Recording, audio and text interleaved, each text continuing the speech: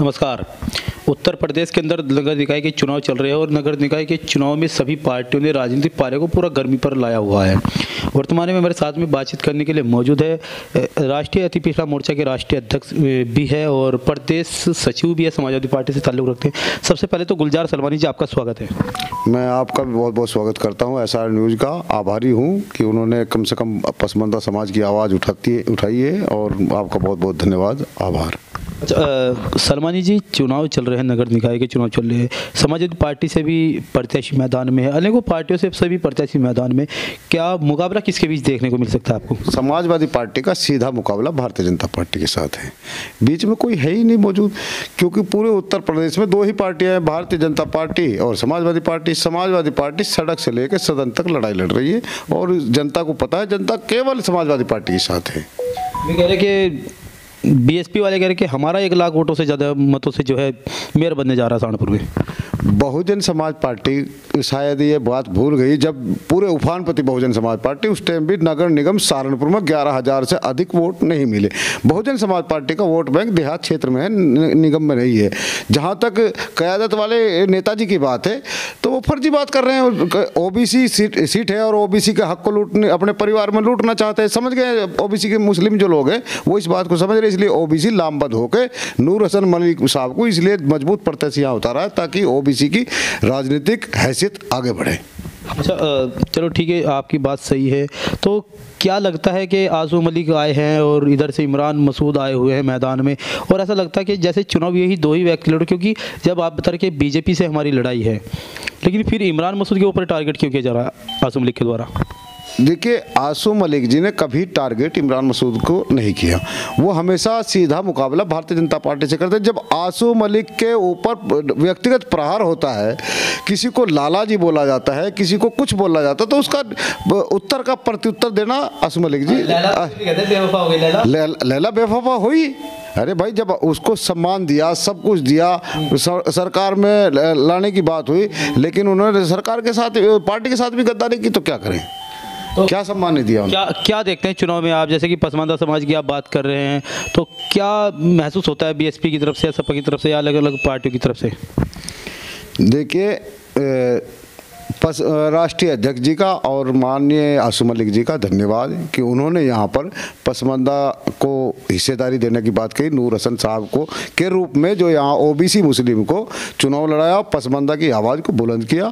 पसमानदा एक नया, आज प्रधानमंत्री जी भी खुद पसमानदा की जागृति राजनीतिक हैसियत को महसूस कर रहे हैं, इसलिए वो अपने शब्दों में वो भी ले रहे हैं। पूरे उत्तर प्रदेश में पता है, और माननीय राष्ट्रीय अध्यक्ष अखिलेश यादव जो पसमानदा लोगों से अधिक प्यार करते हैं, ज़्यादा टिकट भी दिए। सहारनपुर आए थे, उनके छोटे हाथी पर जो है एक व्यक्ति भी चढ़ गया था, फिर उन्होंने साइड किया है। मतलब क्या देखते हैं सुरक्षा व्यवस्था को लेकर?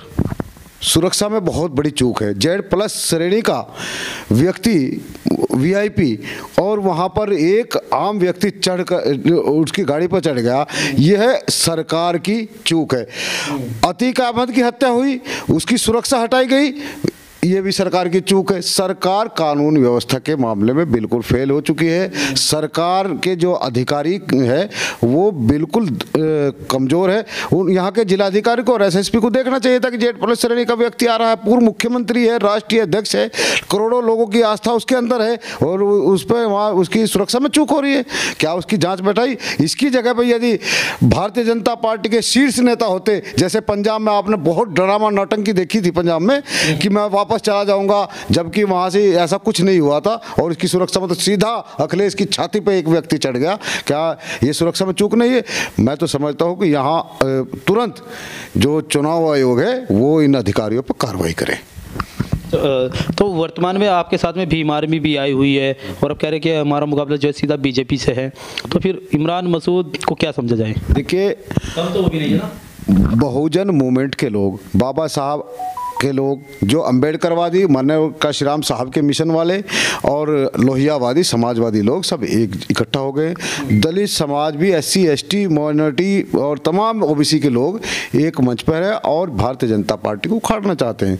सबकी यही मनसा है, चाहे किसान हो, मजदूर हो या SC ST हो, संविधान पे जो हमला हो रहा है, सब लोग इकट्ठे होकर एक विकल्प राष्ट्रीय अध्यक्ष अखिलेश यादव जी के अंदर देख रहे हैं, चंद्रशेखर जी माननीय वो भी आए इस मिशन को, वो भी लगे हैं ताकि यहाँ पर उनका संविधान पर हमला ना हो और ऐसी निरंकुश सरकार को यहाँ से हटाया जाए। देखिए, नगर निगम के चुनाव में कोई सरकार ना बनती है ना बिगड़ती है, लेकिन हम कम से कम उसे करारी चोट तो दे सकते हैं, उसको ये एहसास करा सकते हैं कि तुम्हारी दमनकारी नीतियाँ, तुम्हारी दलित विरोधी नीतियाँ, तुम्हारी अल्पसंख्यक विरोधी नीतियाँ वो गलत है और हम तुम्हारे विरोध में, इसलिए हम नगर निगम का महापौर ओबीसी के समाजवादी पार्टी का बनाने जा रहे हैं। तमाम नगर निगम के अंदर पार्टियों का नहीं होता, लेकिन उधर सत्तारूढ़ पार्टी के मुख्यमंत्री भी, मतलब मुख्यमंत्री तो सभी के हैं, हमारे प्रदेश के मुख्यमंत्री भी आए हैं और इधर से समाजवादी पार्टी से राष्ट्रीय अध्यक्ष अखिलेश यादव आए थे, कह रहे कि आप पार्टी से नहीं नगर निगम के चुनाव होते, तो फिर ये क्यों आए? देखिए, माननीय मुख्यमंत्री जी यहाँ आए,